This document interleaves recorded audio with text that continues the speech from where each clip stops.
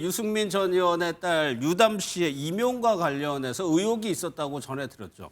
결국에는 경찰이 수사에 나섰습니다. 맞습니다. 지난 4일에 관련한 고발장이 연수경찰서에 접수가 됐는데요. 오늘 경찰이 본격적인 수사에 착수했다고 밝혔습니다. 자, 그런데 처음 고발장이 접수됐던 연수경찰서가 아니라요. 인천경찰청 반부패 경제 범죄 수사대에서 수사를 담당하게 되는 것으로 알려지고 있는데요. 예. 경찰은 사안의 중대성을 고려해서 사건을 이첩하게 됐다면서 원칙대로 공정하고 신속하게 수사를 하겠다 이런 뜻을 밝혔습니다. 그러니까 이 사건이 지역경찰서에 접수가 됐는데 인천경찰청 단위로 올라간 겁니다, 사건이. 그렇다면 경찰이 유심히 들여다보는 대목이 있을 것 같아요.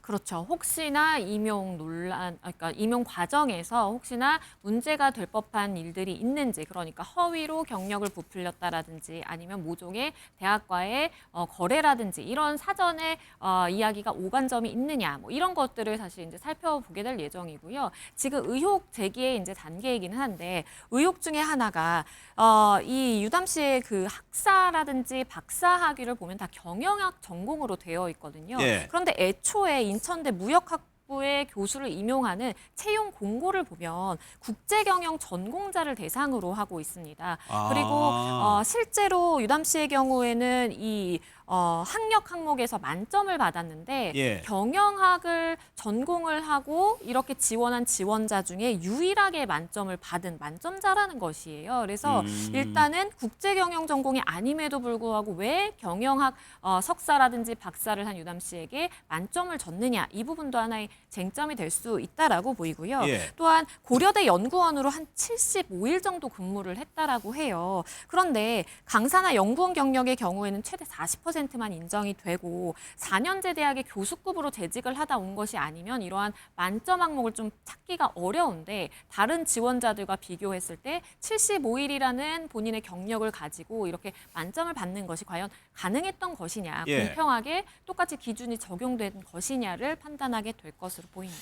그러니까 대학마다 경영학과 밑에 세부 전공으로 국제 경영이 있기도 하거든요. 사실 이거는 대학 인천대가 가장 정확하게 아는 대목이에요, 이거는. 맞습니다. 유담 씨가 임용된 게 올해 5월인데요. 예. 근데 이런 의혹과 관련해서 인천대가 앞서서 이전 채용 관련 자료는 소실됐다. 그랬죠. 이런 입장을 예. 밝힌 바 있습니다. 그래서 고발인이 이 부분을 지금 또 지적을 하고 있는데요. 공공기관인 인천대가 전임교원 신규 임용 지침에 따라서 영구적으로 보존해야 하는 이런 채용 관련 문서를 보관하고 있지 않다. 이 부분은 문제가 있다라면서 실제로 인천대 말대로 자료가 소실됐는지 철저한 조사가 필요하다는 주장입니다.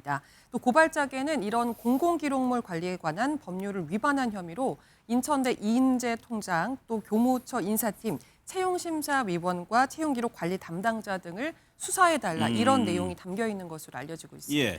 그런데 유담 씨 관련해서 경찰이 수사에 나서는 동시에 교육부도 뭐 감사인가요? 조사를 한다고 하는데 그럼 교육부는 뭘 조사하는 겁니까? 왜냐면 신고가 접수됐기 때문에 이제 조사가 이루어지게 될 예정인데 쟁점은 크게 두 가지로 볼 수가 예. 있습니다. 첫 번째는요, 분절 게재 의혹이고 두 번째는 부당한 중복 게재 의혹입니다.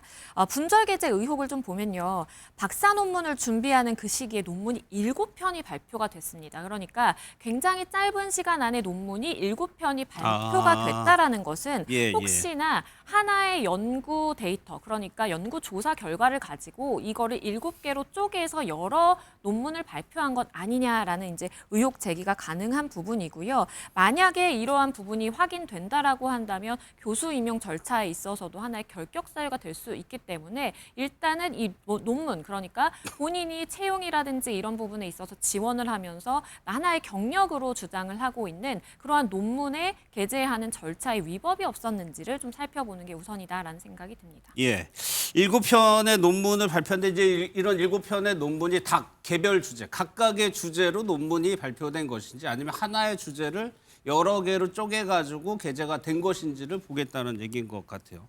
7개, 그러니까 논문 하나 쓰는 게 굉장히 좀 어려운 일인데 그 부분을 한번 보겠다는 것 같습니다. 맞습니다. 이 논문과 관련해서 또 다른 의혹이 제기된 것이 자기 표절 의혹입니다.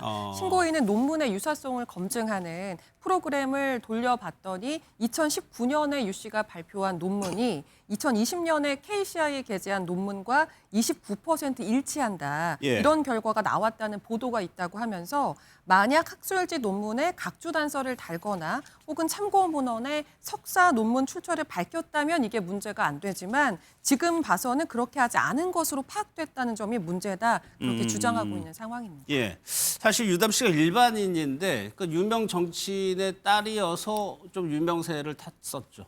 그렇죠. 일단은 뭐 연예인이 아니기는 하지만 그럼에도 불구하고 대중에게 굉장히 많이 알려진 인물로 판단이 되고요.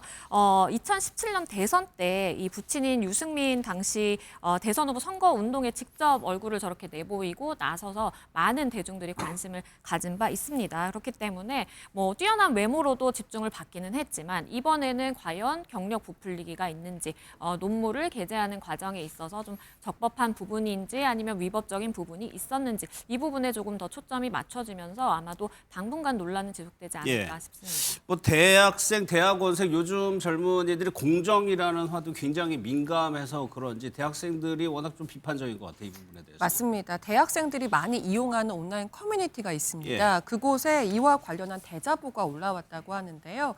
인천대학교 글로벌 전경대학 2호 학번 새내기라고 밝힌 글쓴이가 이런 내용의 글을 올린 겁니다.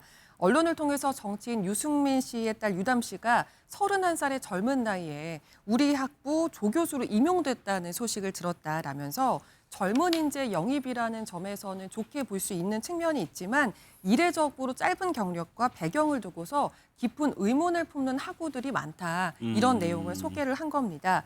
뿐만이 아니라 지난달에는 인천대 학생들로 구성된 인천대 공정 임용을 위한 학생들이라는 단체에서 대학본부 앞에서 기자회견을 했더라고요. 유담 교수 임용 과정을 투명하게 공개해달라. 이런 내용의 촉구였습니다. 그러면 조사 결과에 따라서 임용이나 논문들이 영향을 받을 수밖에 없겠네요. 그렇습니다. 만약에 이제 본인이 저렇게 논문을 쪼개기 의혹이라든지 여러 가지 부정 연구의 의혹이 사실이다라고 드러나게 된다면 그러한 논문 게재가 아예 취소가 되면서 학위도 위태로워질 수가 있겠고 그렇다라면 그 학위를 전제로 본인이 어쨌든 임용 절차에 임한 것이기 때문에 지금 임용이 됐지만 그 절차 자체가 이제 취소가 될 수 있는 것입니다. 그리고 더불어서 이러한 것이 만약에 과실을 넘어서서 고의로 이러한 경력 부풀리기라든지 허위로 뭔가 본인의 경력을 기재했다라는 부분까지 확인된다면 형사 처벌까지도 이어질 수 있는 부분이기 때문에 관건은 과연 논문의 게재가 적절했는지 그리고 임용의 절차상의 문제는 없었는지 이것이 이제 두 가지 쟁점화가 될 것으로 보입니다. 알겠습니다.